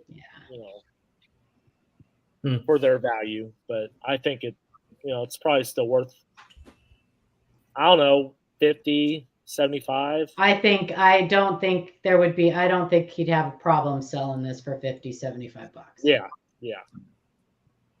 Oh, I thought you meant 50 or 75 cents. Oh, yeah, right.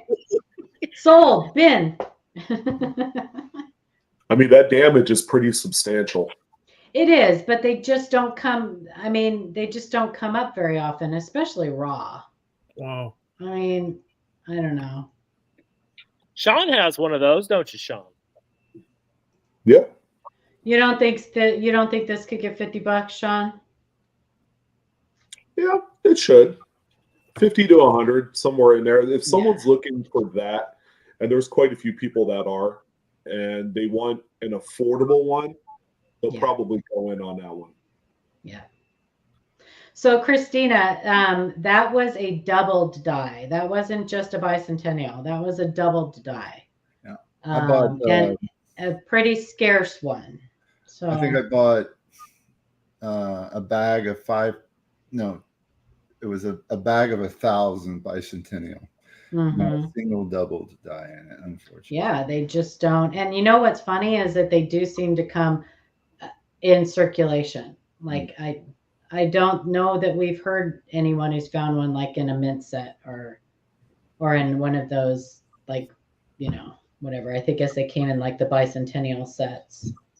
Well, here's a nice little story on the origin of those. So, to give you an idea, the low and high leaf Wisconsin quarters, when they were first distributed, were primarily in like Texas, That's where they were being found. Shay, you know about that. That's true, Kittle.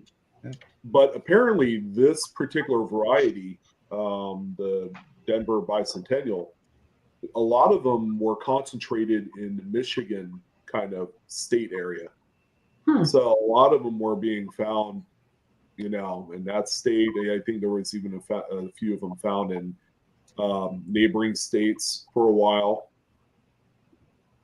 So, and Michael Kittle had a point too. That's what I've heard, just over the years. So if you live in that area and you have hoarded bicentennial quarters, maybe time to get them out and look through them, because Kittle had a good point. People did hoard those and save those bicentennial quarters. So and a lot of them were hoarded in really nice shape too, because they were kind of like one of the earliest, type of commemoratives that.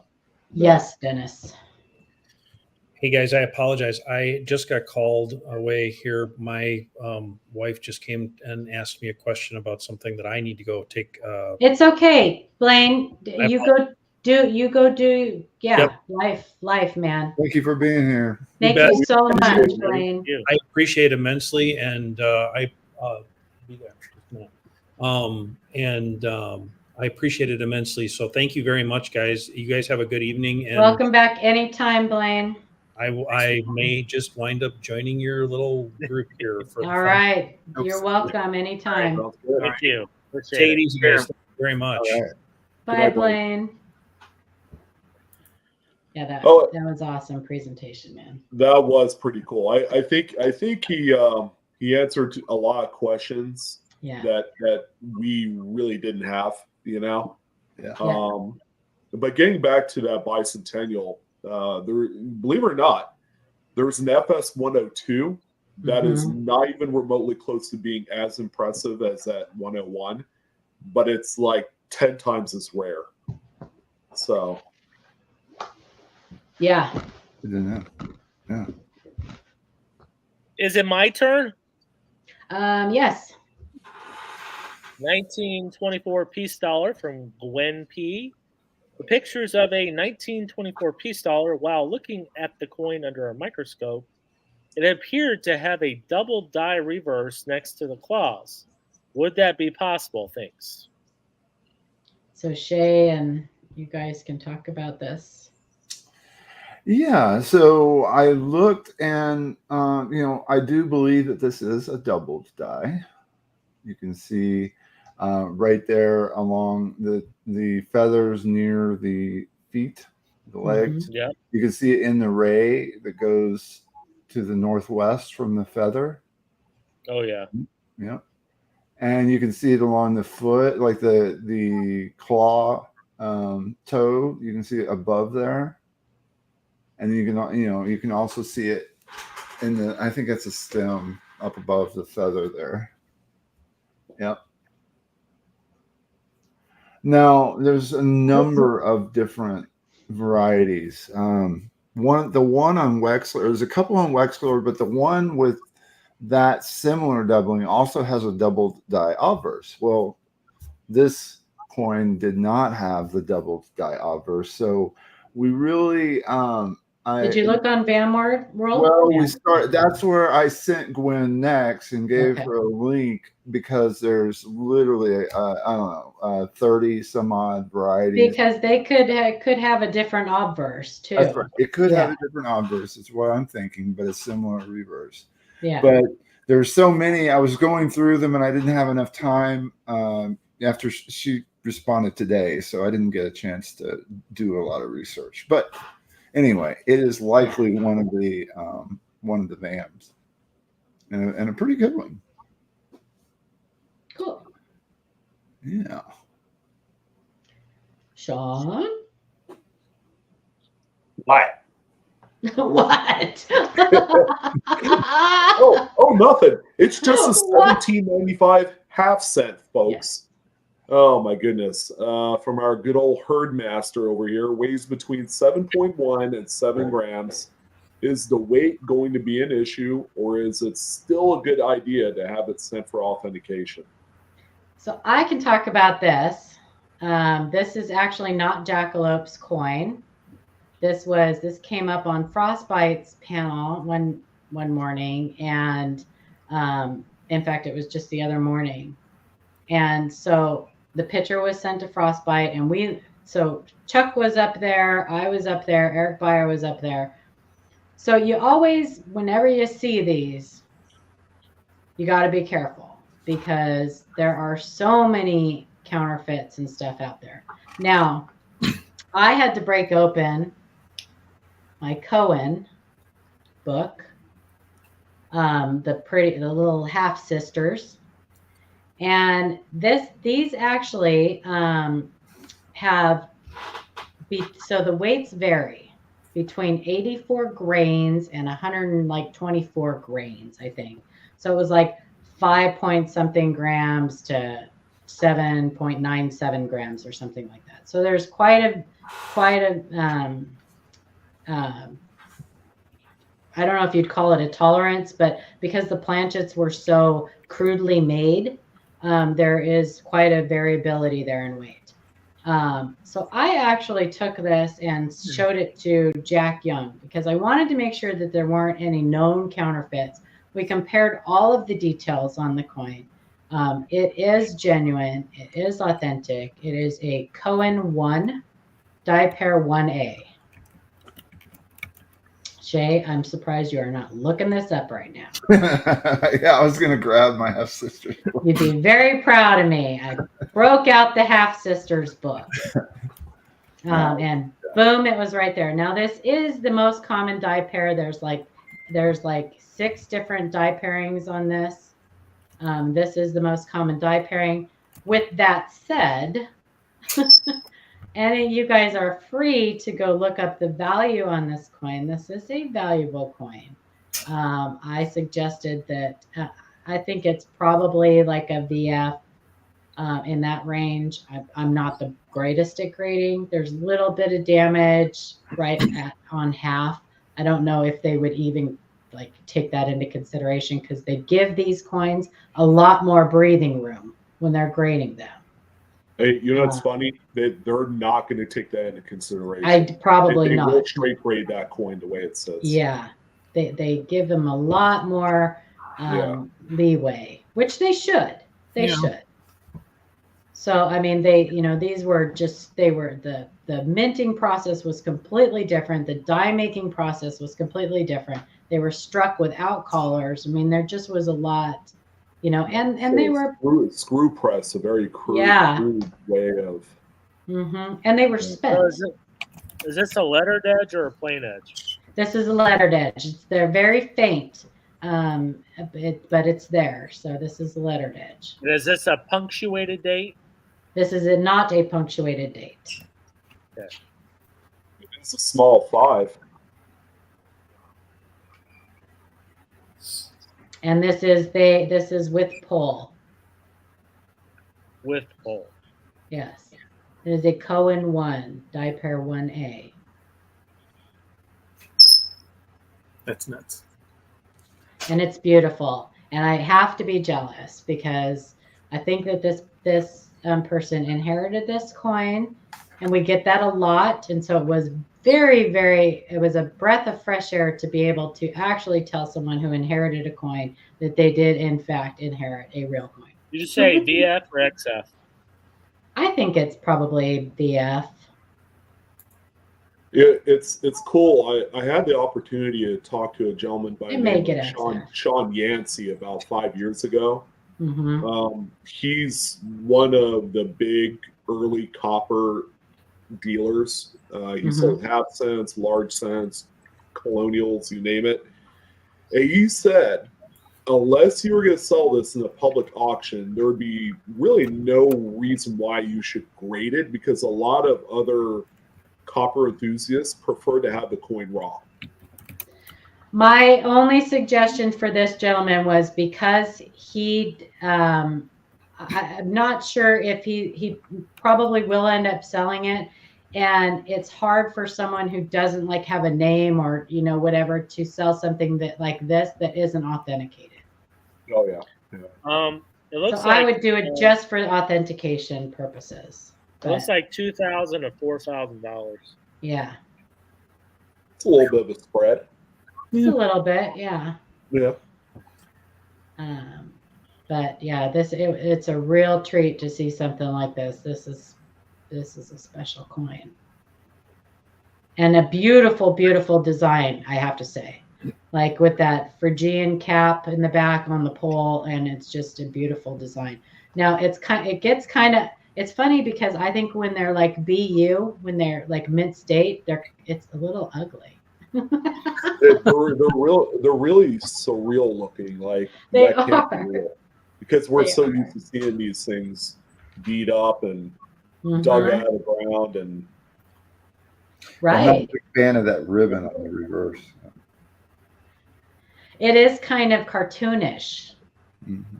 It is kind of cartoonish, but they were limited on what they could do, right?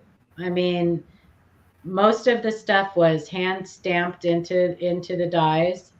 The central there was a hub with like the central designs, but all the lettering and the dates and things like that was hand stamped into the coins, and which is, if you look at half cent really close, that's pretty evident. And there's actually a really cool doubling on the H. You can't see it on this coin, but with this die pairing, you can tell if you look at a mint state example, the H is like doubled. No. And I think they don't. That's cool. Yeah, that's not like a variety or anything, because I think it was kind of normal back then for that to happen. But yeah, when you look at that, it's very crudely. And I'll also note that the 1 in the date is also the I in Liberty. And I would caution you guys, just don't go out and just go to a show and start buying these up. No. A lot of them people have discolored or modified, and so you got to be really careful and understand a whole lot about this series before you start buying it. Yes. Please. So why does this coin have a bunch of olive oil on it? Right? Oh man! If you have to ask, it's not for you. Right. 1965 quarter unlisted obverse and reverse die clash from EMR Coins. Hey, what do y'all think? LOL. Sorry, couldn't resist. Pulled this in this weekend's coin roll hunt. Clashes rotated on both the obverse and reverse. The cool part is the reverse has the E in we and the obverse has the U in unum. Very strong clashing. I can't find it listed. Could y'all help me find it if it is? Thanks as always. EMR, I only had 35 emails this week that said, what do you think? And that was all it said. That was it. Well, this one's pretty awesome. And I looked, and I couldn't find it anywhere. No, that's awesome. That's strong. Yeah, that's strong. Strong. Above the nose and right there at the neck. The neck. Zach, 1 second, and I'll get to your question as soon as we're done looking at this coin. Yeah, that's pretty strong, eh? Yeah. And you can definitely see that U. Clashing on the reverse, too. Spinning eagle. Yeah. Oh, boy.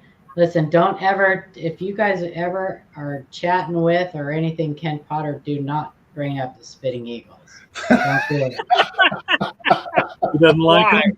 It's a bad idea. Don't do it. You know what's funny? They put a bunch of those in the new cherry pickers. That's what I'm talking about. There you go. He had nothing to do with the new cherry pickers guy this time. Just don't bring them up. Look at how strong that is, though. Yeah. Very strong. Very strong. Nice one, Eric. That's a nice one. Yeah, you guys, if you guys send us an email, we know Eric, so I'm sure that's probably why Shay just was like, he gave him a pass. Don't send us an email and say, what do you think? You might just get to my mind. You may just, well, and there's a lot of stuff that I'm thinking about. So that's an open-ended question. I'm going to get real quick. Most of the time, I will first reply, oh, well, it's a 1965 Washington quarter worth 25 cents or more, possibly. So, Zach, on that half cent, it probably very likely did have a die rotation. Super common in the older coins. Just because they didn't, like, now we have our dies are made with like lugs, like the obverse die has like 6 lugs and they fit in this way, and the reverse die, so they only fit in a certain way. So actually modern coins with die rotations are more rare than older coins, because for nowadays, for a modern coin to have a die rotation, it means that those lugs on the die had to be worn off or broke off or something. Something had to have happened to make that die rotate. And actually, a lot of times in the older coins, there are die pairings that come with a like 180-degree die rotation. They're actually in like metal alignment instead of coin alignment. So yeah, so not uncommon to see older coins with die rotations. I think, Shay, you have one of the 2 centers with the 180 die rotation at 1864, right? Yeah. Yeah. Yeah, and that's a normal die pairing on the 1864. They actually have a die pairing that has the 180-degree die rotation. So I remember it was one of the first few 2-cent pieces that I got, and the dealer gave it to me free. That's so amazing. Well, I know you have that dog, that the small the small date, small motto. Yeah. I got one for $35, and it's cleaned and it's horrid, but I love it because how often people look at the characteristics of a small motto versus large motto on a 2-cent. Well, there's all sorts of things. There's the berries and where the leaves end up, and it's just really cool to understand the difference between a small motto. But you can see it on yours, though. Even though yours is a dog, you can see that it's the small motto. But I mean, that was just like, what? But I have found people selling a 2-cent piece not realizing that they have a small motto and selling it. Well, isn't that what happened? I thought you got that when they didn't realize it was. No. I got mine at the coin shop. Yeah. Yeah. No, he flat out just knew. He's he did? Okay. Cleaned and whatever. StreamYard giveaway tool. I'm pulling up the giveaway tool, you guys. So I know some of you are like, come on, you guys, you've been on long enough. We need while you're setting that up, I wanted to share in a little bit of exciting news from one of our viewers. Dig and Dave sent us pictures of a 88D Lincoln with the flare G. That's what they call it now. Nice. Reverse of 89? 2 or 3 months ago or sometime around there. Yeah. Mm-hmm. So he ended up getting it graded. It came back a 66 red, which is kind of a crazy grade considering it was like very quickly looking and had a couple carbon spots. That coin just sold on GreatCollections last night for over $1,500. Yay! Congratulations, Dave. I don't know if you're in chat, buddy, but that's Go Dave. Yeah. We had that on the show. Yeah. Awesome. That's awesome. That is awesome. Okay, so I'm going to share my screen. The first thing we're going to give away is an ANA membership. If you already have a membership, that's fine. Please go ahead and enter. You can gift it to somebody else.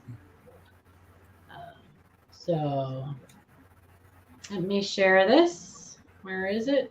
It's here somewhere. There it is. So all you got to do is just type in ANA. Anytime, Joe. And you can, and don't worry if you think, you can also enter the next giveaway. So this does not prevent you from entering for the next giveaway too.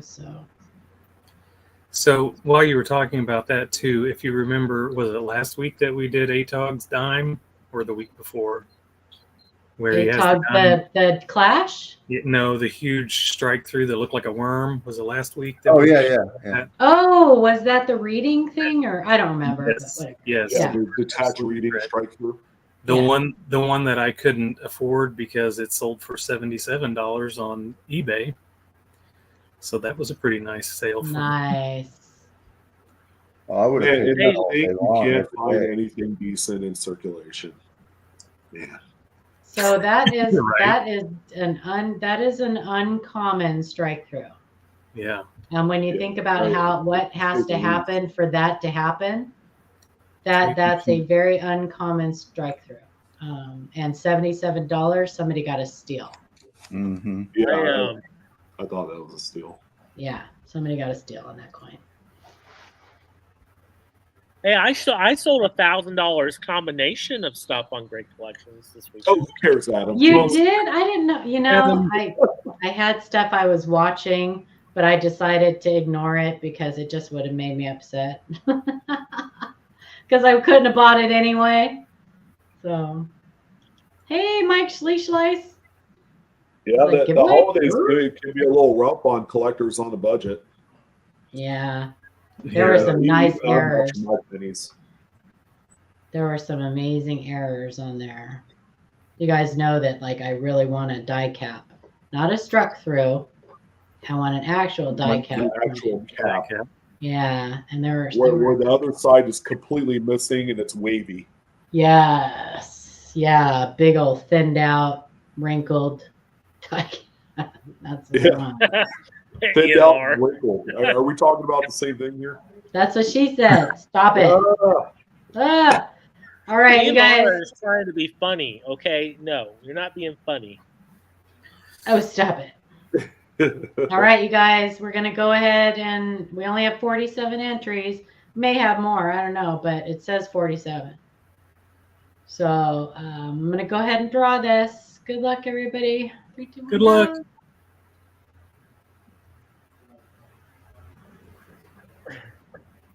ATOG, we had Sam from Kingdom Currency on Chris last week. We did have Sam on last week. Yes, we did. Sam's Congratulations, Chris. Congratulations, Chris E. Please, our email is pinned at the top of the chat. It's highlighted in blue.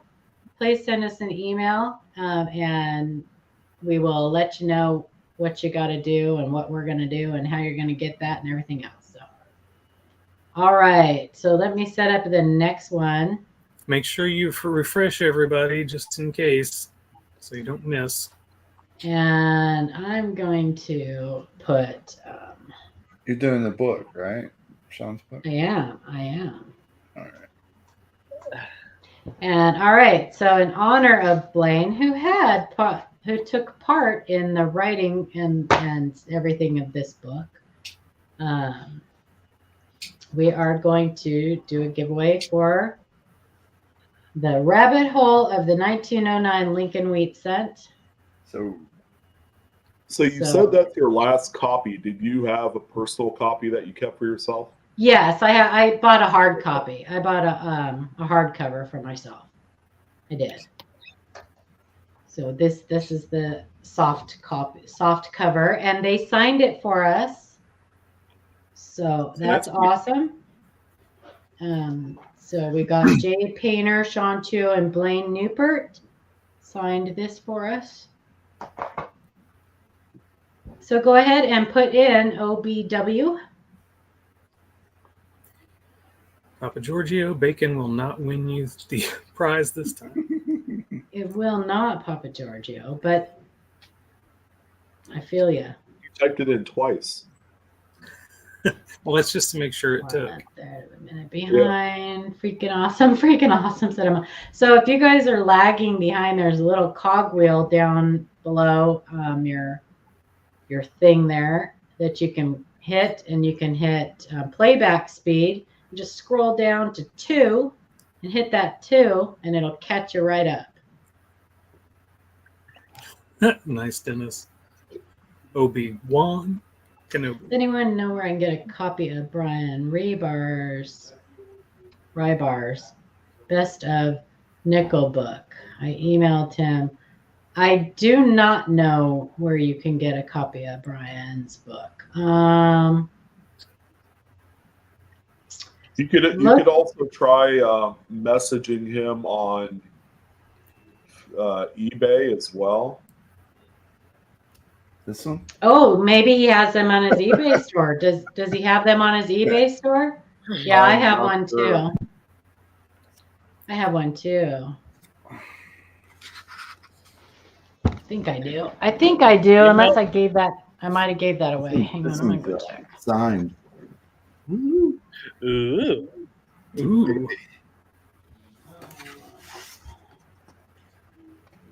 You know what was funny? Amanda won a giveaway in my whatnot the other night. I tell you, it's like all the coin. I hope I gave mine away, but I think I got mine on eBay. Now that I think about it. That's okay. Adam and Shannon won a giveaway from me like a week ago, back to back, and then Shannon won again the next week. Nice. Yeah. I tell you, it's rich. It's the only way I can get anything out of this stream. It's too expensive. Right. I can't afford this stuff. Oh, Lord. All right, you guys. I'm going to go ahead and draw. So get your things in real quick. OBW. 10, 9, 8, 7, 6. Okay, we got 51. Nobody's entering. All right, good luck, everybody. 3, 2, 1, go. Good luck. Good luck. Good luck.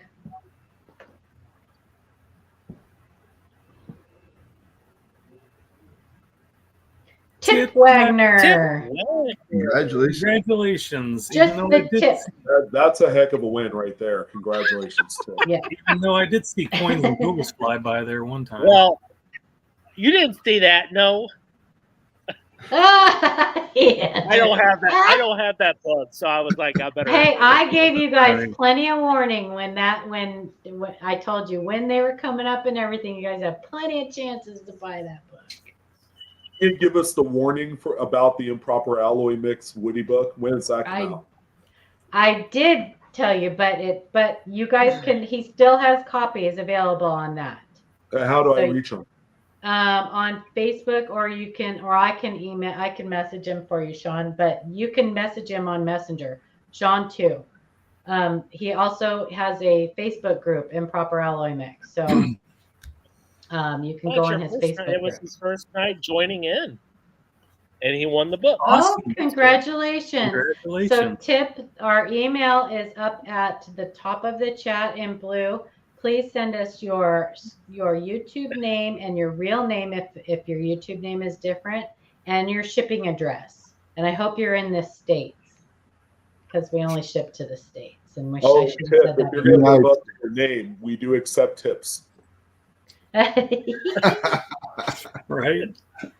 His nickel book is on $82. Yeah, it's worth it. If you're going to use it a lot and you do nickels, yeah, it's worth it. So, some of those specialty numismatic books are very expensive, and they're a collectible too. But most importantly, the information you get from them is priceless, except for the Spadone book. Please don't buy Spadone. Stay away from Spadone. Don't unless you want to put it in your bathroom. Yeah, buy Spadone. Spadone. Yeah, Spadone. Don't buy it. I would probably wait, for a better deal, but it just depends. It better be in really good condition. I'm telling you though, Shay, go look. They are not. They're expensive now. They're getting harder and harder to find. You can always dirty water coins. You can go on Thrift Books. Yeah. Go to Thrift Books and go to Abe Books, ABE, and check there. But they're not easy to find. The Houston Money Show is coming up in January. And there is a guy that goes to that show every year, and he's got miles of tables of coin books. And I always score like 3 or 4. Oh, I want to go. Oh my god, yeah. I want to go. Coin books. Yeah. Coin books are my thing, man. I'm looking for some place to go to after the first of the year. You're telling me that Houston's a place? Oh yeah, man. There's like 8 tables outside the show, and they're just all stacked up. You got to move them to look at all of them. Fun show. You can go to Florida too, though. Sean. Thanks for hitting like, Dopey. Not that I don't want you to go to Houston, but yeah, I think Florida's more funner. If you know what I mean. Yeah. Funner. Jeremy, what's your question? It's the funnerist. The funner show. Yeah. It's the funnerist. Yeah. Jeremy says he has a question for Sean and I, but Nick dares to die for. Yes. Great book. Joe Cronin is a friend of the channel. We love him. Super I'm glad good. you got one. Every time he makes more, they sell out like that. And he's got more coming, and he's actually sending us a couple more. So we'll be giving those away. Because I messaged him when we were in Tulsa, and I said, Joe, if I give this book to Brian Rains, will you send me one? He said, I'll send you 2. Oh. Yeah, so that he's replacing that one that we gave to Brian Rains. So, but yeah, if you guys can get Joe Cronin's book, he is getting some more in. So he has a Facebook page. Go join his Facebook page and keep an eye out for when his books come. So he is a great guy. He's an amazing guy. So, and his little boy is just yummy. So cute. Jeremy, are you serious? No, man.